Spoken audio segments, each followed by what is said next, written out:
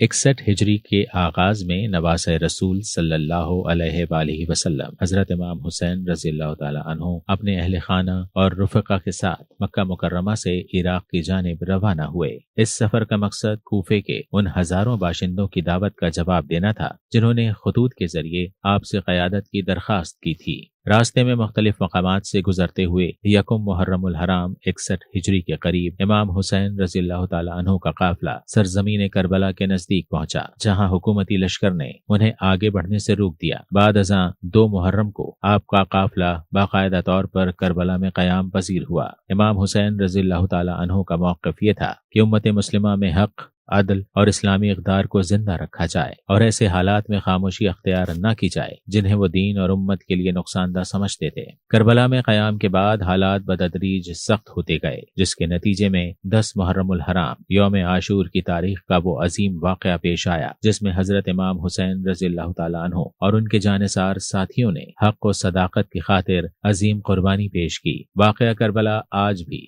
صبر، استقامت، حق گوئی اور قربانی کی لازوال مثال سمجھا جاتا ہے۔